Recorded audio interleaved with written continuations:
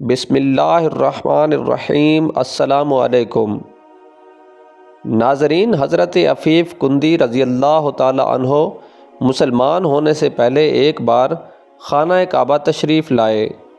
انہوں نے دیکھا کہ غروب آفتاب کے بعد ایک شخص آیا اور منہ ہاتھ دھو کر نماز پڑھنے لگا، پھر ایک عورت آئی، پھر ایک بچہ آیا اور اسی طرح نماز پڑھنے لگے جس طرح وہ شخص نماز پڑھ رہا تھا۔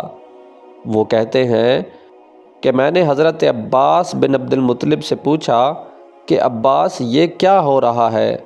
تو انہوں نے بتایا کہ یہ میرا بھتیجا محمد بن عبداللہ ہے اور وہ اس کی بیوی خدیجہ بنت خویلد ہے، اور جو بچہ ہے وہ میرا بھتیجا علی ابن ابی طالب ہے، اور یہ لوگ جو کر رہے ہیں وہ میرے بھتیجے محمد بن عبداللہ کا دین ہے، یہ مسلمان ہو چکے ہیں۔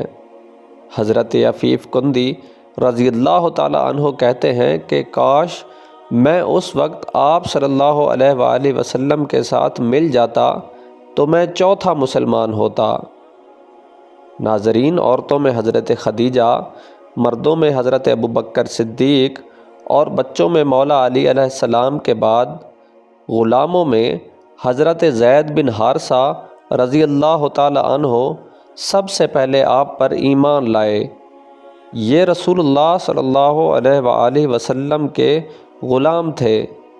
پہلے یہ حضرت خدیجہ رضی اللہ تعالی عنہ وسلام اللہ علیہا کے غلام تھے، اور شادی کے بعد سیدہ خدیجہ نے زید بن حارثہ کو رسول اللہ صلی اللہ علیہ وآلہ وسلم کو ہدیہ کر دیا۔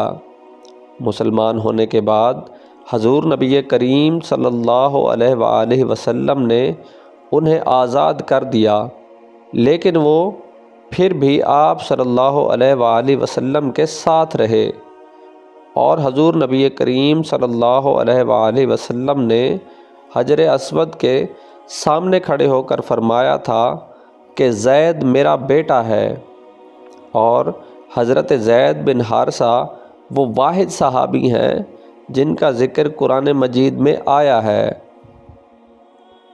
حضرت ابوبکر صدیق رضی اللہ تعالی عنہ مردوں میں ایمان لانے والے پہلے آدمی ہیں۔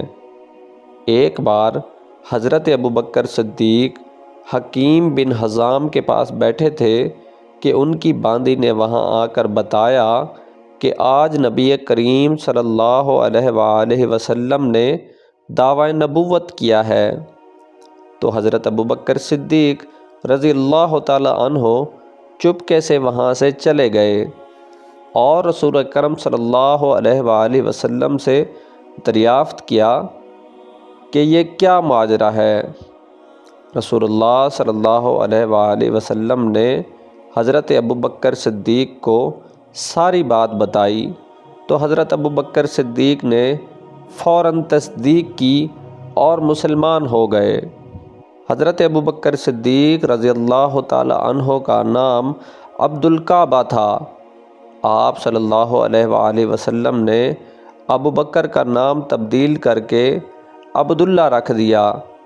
اس لحاظ سے حضرت ابوبکر صدیق رضی اللہ تعالی عنہ وہ پہلے آدمی ہیں جن کا اسلامی نام حضور نبی کریم صلی اللہ علیہ وآلہ وسلم نے رکھا تھا۔ ناظرین، اللہ کی طرف سے پہلی وحی کے نزول کے بعد آپ صلی اللہ علیہ وآلہ وسلم نے اپنے اہل و عیال کو یہ بتایا کہ اللہ ایک ہے اور ہمیں صرف اس کی عبادت کرنی چاہیے، لیکن آپ صلی اللہ علیہ وآلہ وسلم نے اس کا اعلان نہ فرمایا تھا، جس کے بعد اللہ تعالیٰ نے آپ صلی اللہ علیہ وآلہ وسلم پر دوسری وحی نازل کی۔ دوسری وحی آنے کے بعد آپ صلی اللہ علیہ وآلہ وسلم نے لوگوں میں تبلیغ شروع کر دی اور لوگوں کو اسلام کی طرف بلانا شروع کر دیا۔